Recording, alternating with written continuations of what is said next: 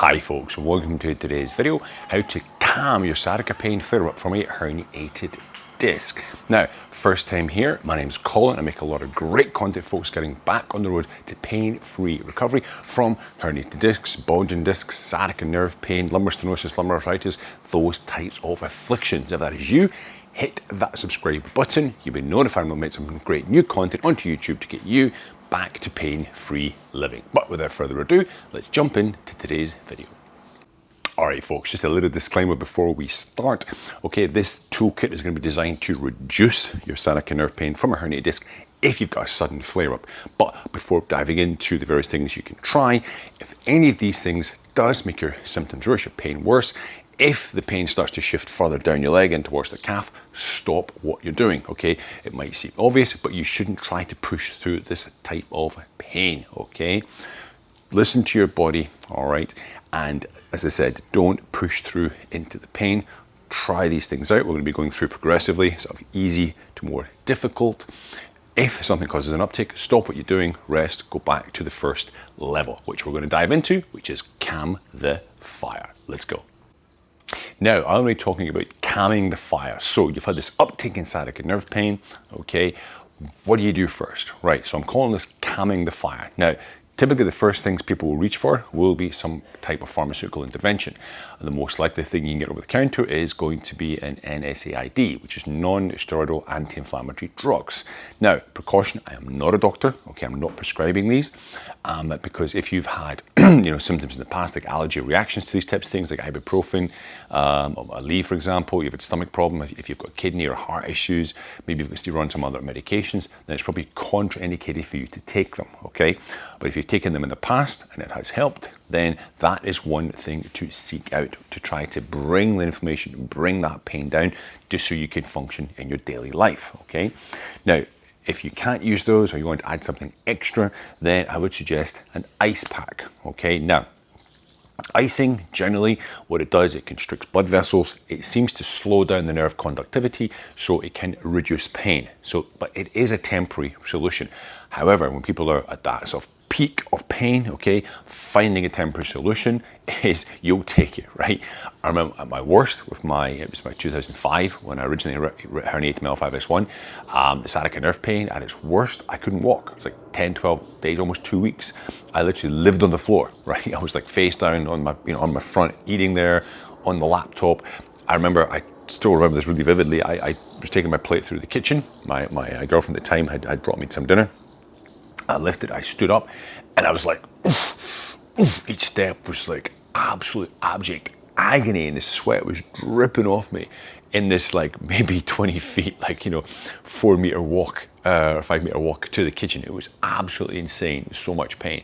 And I just had to go back on the floor. It was just so intense. So I've been there, I know what the fire is like, all right? But with icing, obviously you don't want to put ice direct on your skin, right? You want to get these ice gel packs. I find that like a really cheap and cheerful ice pack is a bag of frozen peas or frozen corn. You can put it inside those kind of like neoprene, like sort of Velcro strap things. Now, I would put it generally at my lower back region, okay? But typically, this sciatica pain flare-up, it's going to be from either L4 or L5 disc bulge disc herniation or L5S1. So that's where the nerve root of the nerve is basically sourced, okay? So you want to put the ice pack either directly at that lower back region, or a little bit, if the sciatica pain is going down the right or the left, maybe a little bit off to the right or left of the lower back. You may also get some benefit if you put it sort of across the glutes, okay, kind of off to the side, if it's the right side, obviously. Typically with icing, it's 15-20 minutes on, 15-20 minutes off. You can repeat. You can repeat 3, 4, 5 times a day. It will give you some relief, hopefully able for you to function a little bit more, and give you sort of bring that fire down, okay? So that's the initial phase, is calming the fire. Now, another thing you can try, or you can move on from that, is going to be the pain relief positions, or as I like to call it, calming the pain. So let's move on to that. Now, moving on from calming the fire, we're moving on to sort of calming the pain, as I call it. These are going to be passive posture positions, no movement. We're trying to desensitize the nerve, bring the inflammation down, calm that nerve down to give you some relief. So first position is going to be prone, lying on the floor, face down. So I've got the mat here, and you're just going to be, now I'm going to probably lose, you'll hear me from the speaker, microphone will be on the ground, but I'm going to be head down, the hands on the back of the hands there, forehead on the back of the hand. So it'll look like this. And when you're down there, just take very large belly breaths as you breathe in, stomach will push into the ground, and you breathe out, just relax all the way, properly, fully. And you may have to stay here 2 minutes, 5 minutes, 10 minutes, as long as you need to get some relief in pain, okay? Now, if this doesn't work, okay, you don't feel it's really sort of hitting the spot, so to speak, what you can do, and for some people this does work, okay, is you bring in a pillow and you put this usually about the waist or just under the hip region. It creates a little bit more sort of neutrality in the spine, neutral spine, like so. And you may have to adjust the pillow forwards or backwards. You may have to use 2 pillows, okay, till you find the spot. You go, oh yeah, that's it, actually give me some relief. And again, same position here. Now, again, depending on the site of the herniation, where the material is pushing on the nerve, which aspect of the nerve root it is, if it's in one of the sort of, lateral recesses of the spinal process, somewhere in about the canal there, you can adjust leg position as well. So, forgive the seagulls in the background. In this prone position, I'll show you from an angle here, what may also work for you. And again, try these. This is your toolkit, okay? I'm in the prone position, and then I'm going to bring one knee up, okay, out to the side. So I'm going to go down, knee comes up, and again, I stay in that position 2, 3, 4, 5 minutes if it's bringing me relief. If it makes things worse, as I said at the start of the video, don't do it. Stop it and try one of the other positions, okay? But I'm here. Don't forget to try both sides, okay? Here. And you may find that one of those sides is the correct side for you. Now you can also use the pillow under your hips as well. That's an extra thing you can try in, okay? So, as I said, might take 1 pillow, 2 pillows, etc. All right. Now, not just front lying, also side lying may be of some help. Now, you may find that you just have to go onto one side. It might be the painful side, it might not be the painful side. Again, it's all going to depend on the site of where your actual injury is, what side the protruding disc, extruding disc is pushing on. Okay, be here like so, but you may get more relief with a pillow under the knees. And again, you want to try both sides. People normally have one side where the pain will feel much worse than the other, okay? I fold the pillow, so it gives me a bigger, wider pillow, like so. Knees bent, right? Maybe you want to straighten them a little bit, bend them a bit more. If this brings relief, again, you stay here 2, 5, 10 minutes, okay? Now, for some people, again, it all depends on the individual because not all these injuries are exactly the same, okay? They don't affect people 100% the same way all the time. You may want the pillow underneath here, under your lower back region, okay? This actually opens up part of the spine sometimes, or closes depending on the side the pain is in. And you want to carefully place it under here, okay? And then you're sort of lying across the pillow. It's going to create a bit more side flexion of the spine, and this may help to actually push, like sort of pull the disc away from the point of the nerve root there. Okay, some people may have to adjust it up and down till they feel, so yeah, that feels good for me. Again, 2, 5, 10 minutes. When you find that position that brings you relief, stay there. Okay? Get that nerve calming down, desensitize it, all right? Now, aside from the floor, we can also go what's called into the classic 90-90 position. So I'll just remove the pillow here for a second. And what you can do is you can bring in a chair, okay? So what we do here, I'll show you from the side there. So you want to be lying on your back with your feet up. So we get this kind of 90 degrees at the hips, 90 degrees at the knees, okay? Have your feet hanging off the end there. And this gives us a little bit of kind of passive decompression, but it takes the stress off of the hip flexor muscles at the front of your thigh, lets the lower back relax. And again, some people do get a lot of relief from sciatica flare-ups in this position. So again, please give this a try. Now, of course, if more than one of these positions does give you relief, switch them up, okay? Mix it up a little bit, right? Now for some people, not just this position, 90-90, but actually having your legs up against the wall will also help. So if I'm just gonna push this off to the sides here, we'll move that pillow out of the way. And if you can, now again, this will depend on how severe the sciatica is, but some people, if they put the legs up on the wall, so it's a little bit greater than 90 now, also get relief from this position. You might have to move yourself further back from the wall, okay? Maybe like so. But as long as the legs are elevated, you should feel less stress. Now, of course, people say, well, I can't just put my legs straight on the ground. That basically will encourage extension of the spine, which for most people with a herniated disc and sciatica will normally increase the pain and increase the problem, okay? This position may work for you. Okay, maybe it's going to be the 90-90 in the chair, maybe it's the prone, all right? But those are the kind of calming passive movements that you can do are on the floor to try to calm that sciatica pain down. Now, what you can also try or move on to is more dynamic positional relief or directional dynamic motion, which is going to be next. Now, moving on to directional relief. And, you know, the purpose of this, obviously, this video is to help reduce your sciatica nerve pain. What you may find is that the pain will reduce overall, or it may start what's called centralized. So maybe you've got sciatica, like, you know, it's really piercing in your calf. As you do these movements, it starts to calm down and come back further up the leg, and that's called centralization. And these next exercises, they're basically from a man called Robin McKenzie, who was a very famous New Zealand physiotherapist, and he developed the McKenzie technique.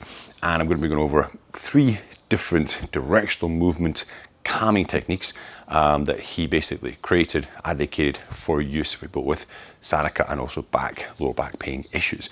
So the first one is going to be a McKenzie leans, McKenzie back leans, okay? So you basically you can take your thumbs there, you can put them into your lower back region, just above the pelvis, okay? I'll just show you from the side here. And very gently, very carefully, you're going to basically project the hips forward, lean back, over, okay, as far as you're comfortable you can go, and then back up to the central point. Now, the theory behind this was this extension motion would help to basically push the disc or create enough pressure to pull some of this material away from the nerve itself, okay, and obviously reduce your pain and hopefully get what's called the centralization of the pain running back up the leg. So centralization.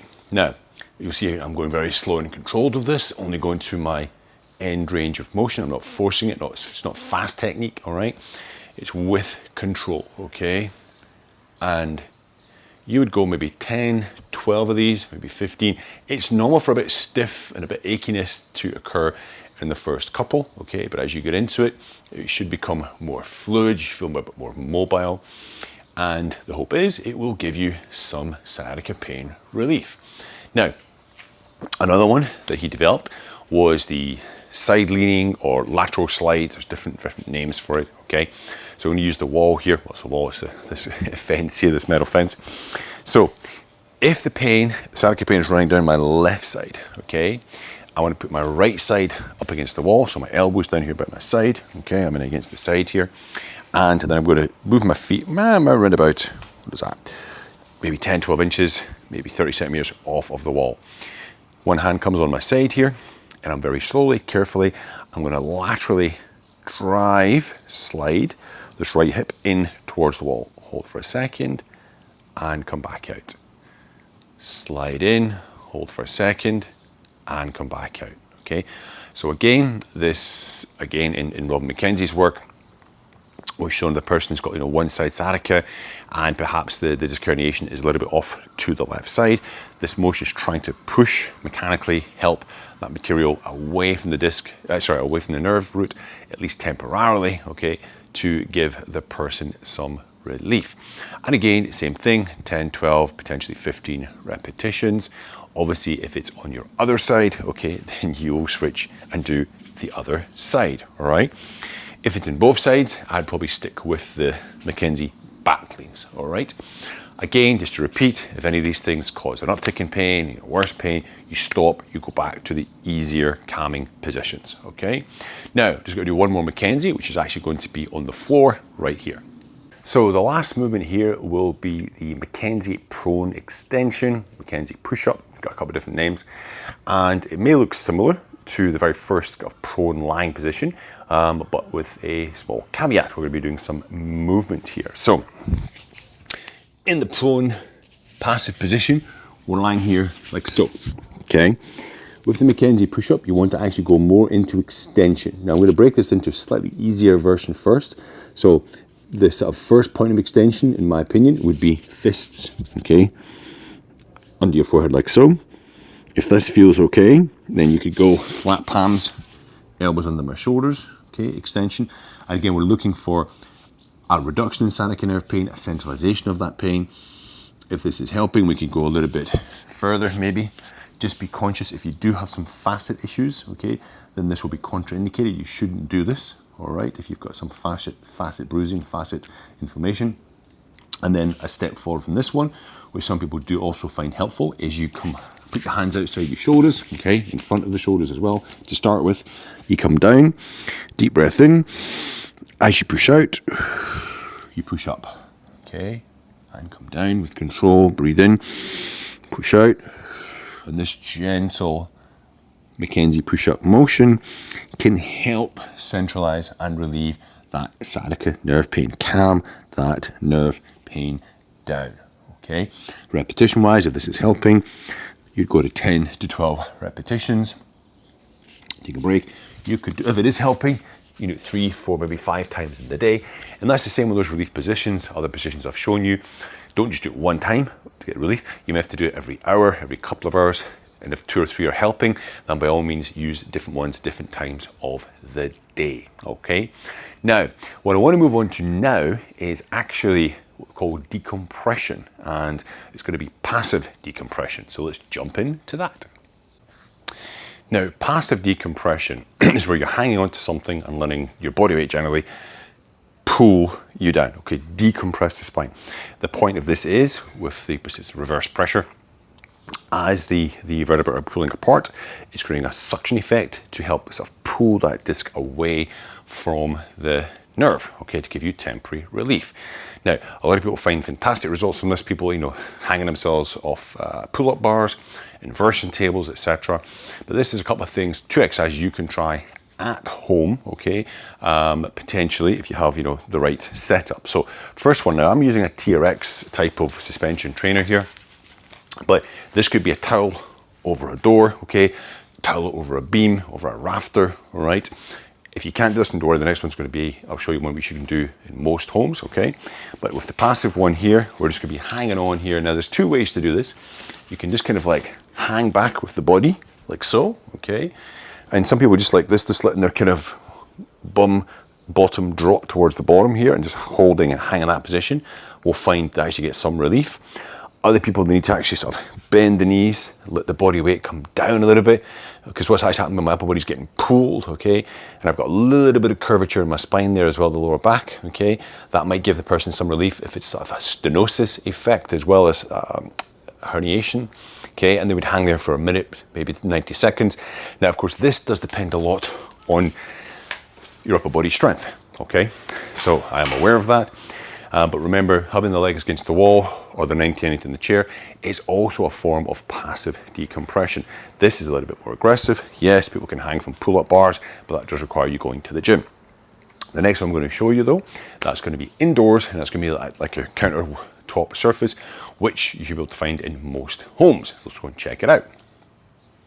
So I've come inside here to my kitchen to do a countertop passive decompression exercise.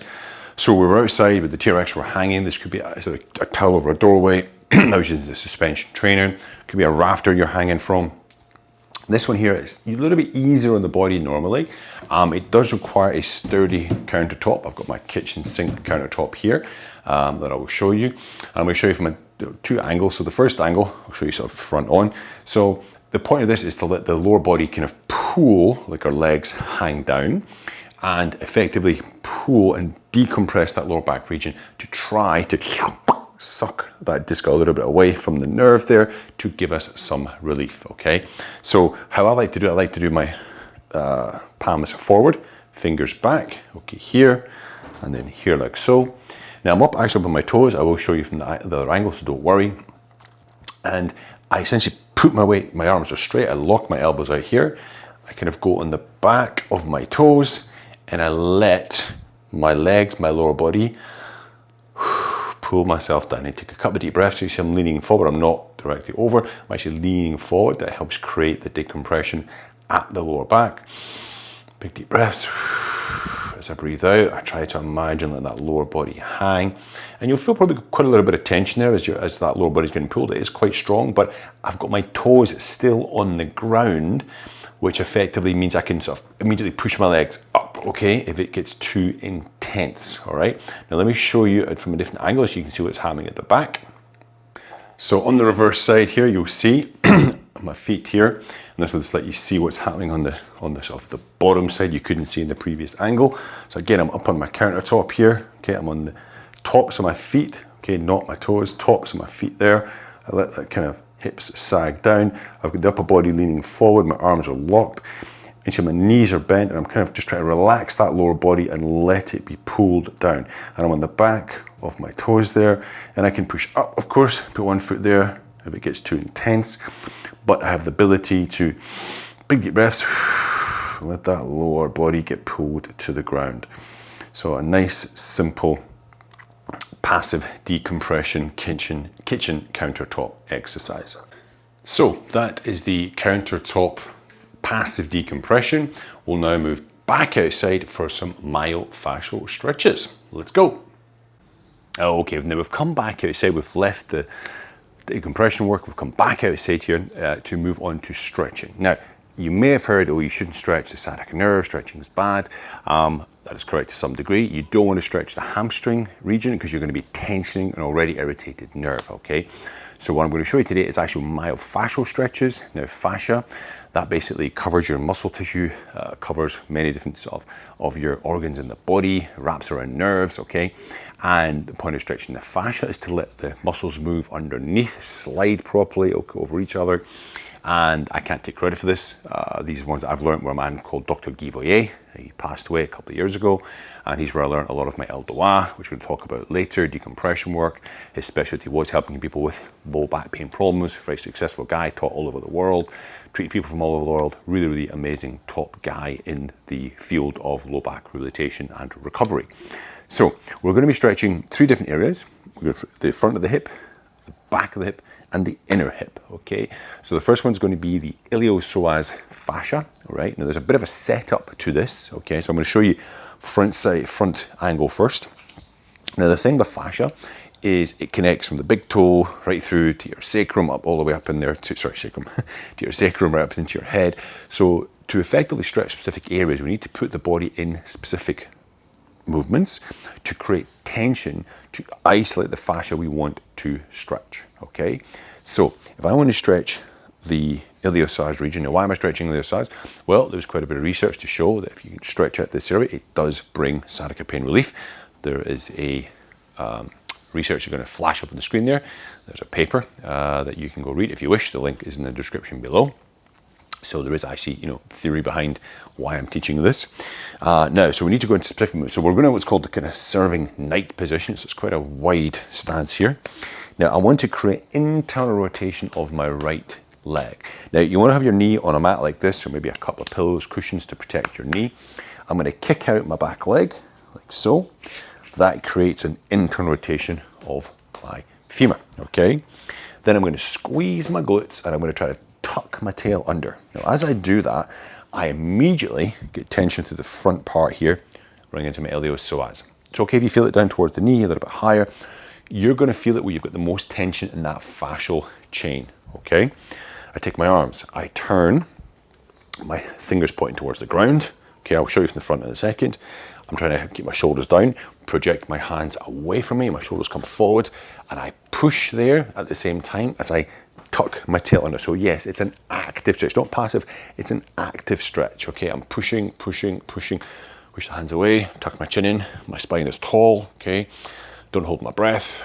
So I'm tucking, squeezing my glutes all the time, tucking the tail under, pushing the arms forward. It creates tension through this fascial chain here, okay? 30 seconds, and I relax slowly, carefully. Now, I'll show you from the front here. I'll switch sides as well. Now, obviously, okay, this is down the line, right, of calming movements.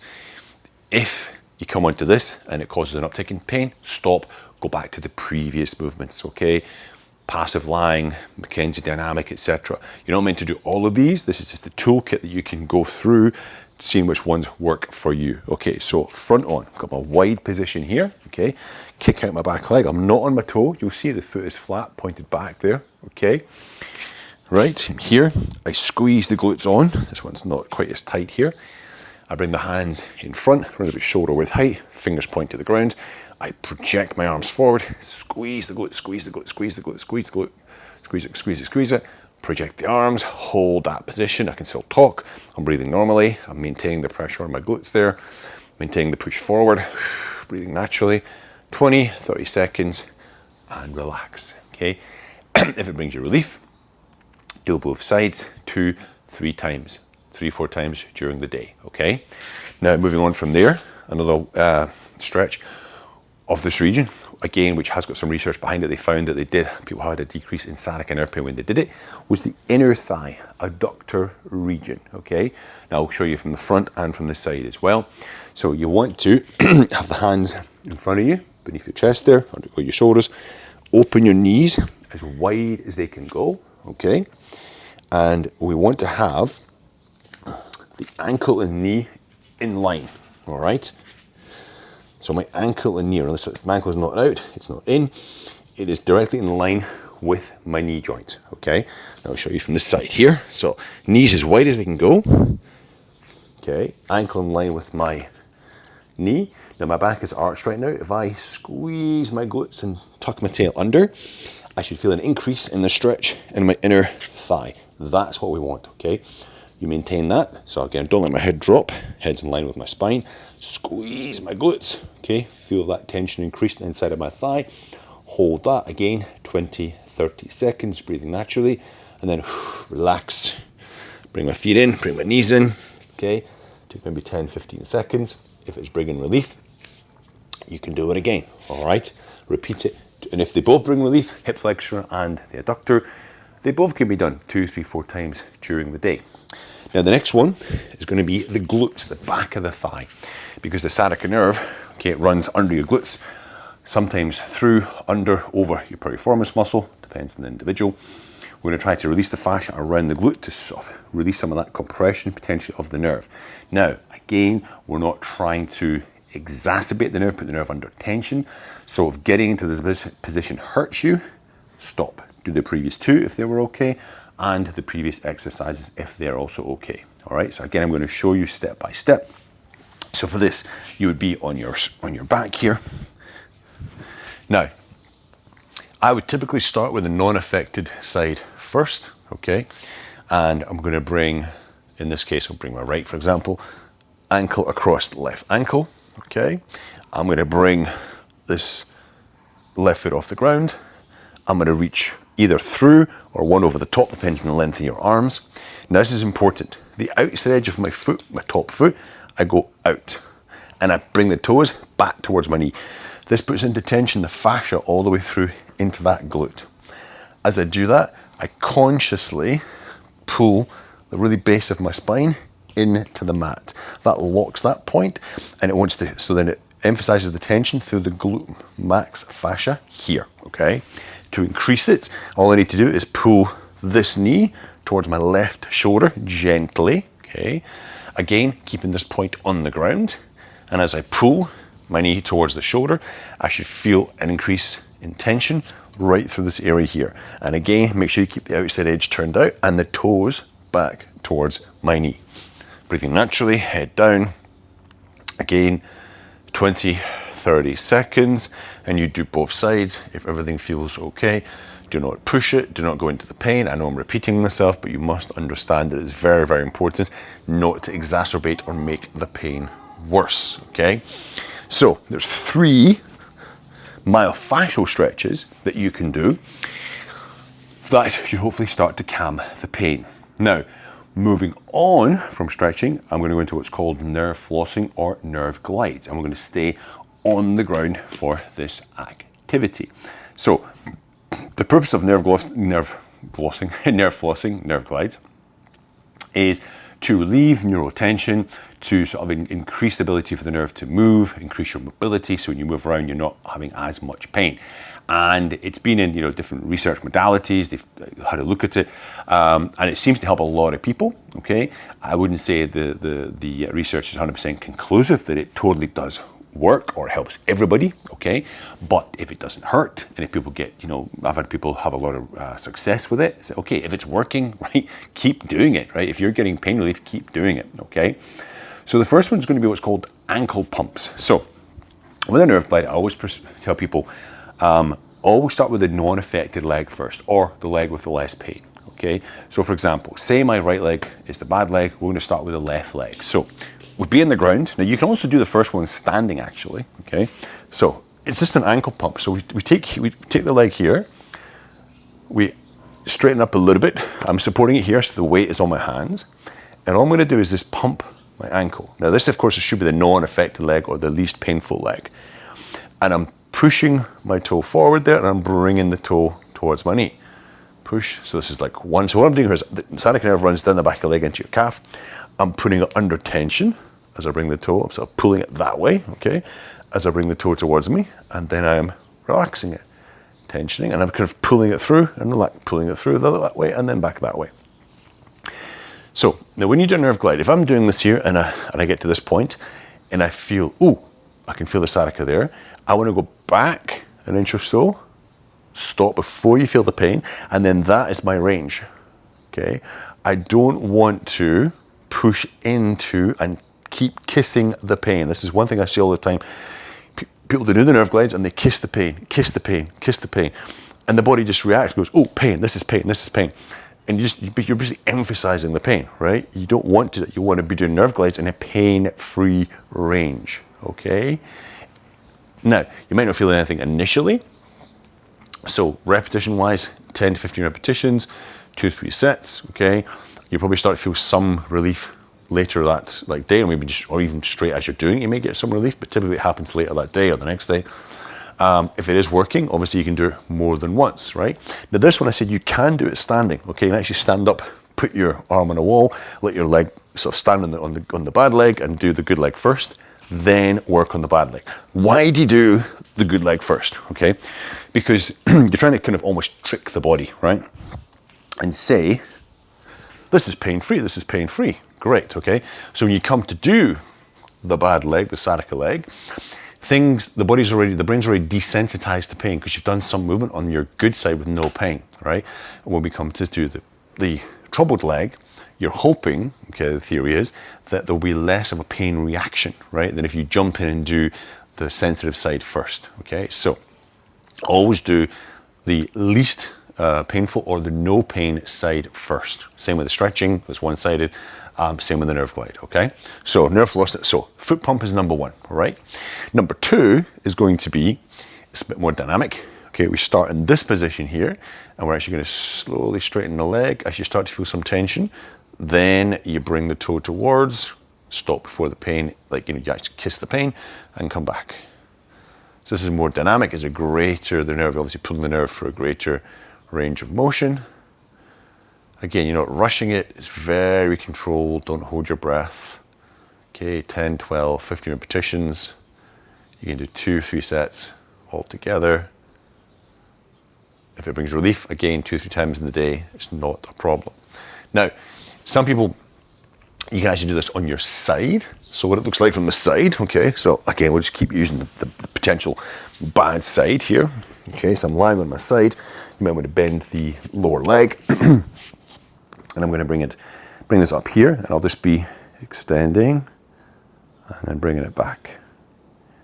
Extending, toes, bring it back. Apologies if my feet are dirty. I'm in bare feet right now, walking around my terrace. There's a lot of pollen, etc., etc. Okay. So foot bump into more of a dynamic side lying position, because some people, again, depending on the site of the injury, the way the disc is protruding, okay, the point of the nerve which has been impinged, sometimes side lying does end up being better, more effective, all right? You may need to put a pillow under here as well, okay, like we talked about before, that's perfectly fine. But again, don't kiss the pain. I cannot emphasize that enough, all right? Do not kiss the pain. So by this time, your toolkit is getting pretty full, okay? We've gone through passive movements, dynamic movements, decompression, stretching, nerve glides, etc. There is one other thing I would like to discuss, and that is ELDOA active decompression. Okay, now I would like to talk about ELDOA active decompression. EL space DOA. Now ELDOA, you can Google it, was created by a man called Dr. Guy Voyer, the chap who showed me the myofascial stretches. I first got exposed to back in 2004, 2005, okay? It helped me immensely recover from my herniated discs back in the day. I used it, of course, extensively during my last herniation, and I pretty much prescribed them to all clients, okay? And honestly, can say, hand on heart, 90% of clients get benefits from these particular movements. They are technically difficult, okay? So I'm not going to show you in this video, but I'm going to link to two videos. They're going to pop up on the side of the screen. One's going to be for L5S1, the other one's going to be for L4, L5, which of course is the site of the nerve root, okay, of the sciatica nerve, right?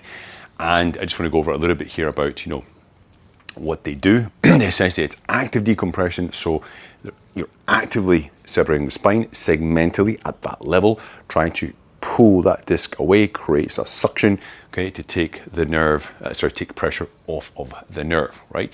They can be done numerous times of the day. Before bed is great, but I know myself, I had a lot of relief from the sciatica nerve pain when I performed them. A lot of my clients, exactly the same thing, but they are technically difficult. So those videos are roughly 12 to 15 minutes long to get across the technique required to do them, okay? I don't want to make this video any longer than it has to be, all right? But they're definitely not one that I would probably maybe jump into right away with the acute sciatica, just because getting to some of the positions, it can be awkward, right? Definitely run through your toolkit, okay? Of, you know, passive, you know, different positions, potentially ice, okay? If you're progressing well, then by all means bring in this ELDOA decompression, okay? I talk about it a lot. You can Google it. It's all over the US now. People doing it from New Zealand to the UK to US, France, wherever, okay? It's become very, very popular for people with postural back pain issues, all right? So there is my go-to all-encompassing sciatica flare-up nerve toolkit. I hope this video has been useful. I hope these things are going to help you if you're flared up, okay? If it has been useful for you, of course, please share with other people who may suffer from the same affliction. If you want more great content, then of course do subscribe to my channel, okay? And if you have any comments, questions, you want to reach out to me, you can email me. My email is in the description down below. Comment down below. I always get back to everybody. Hope you've enjoyed it. Like, subscribe, share, and I'll see you guys next time. Have a great day.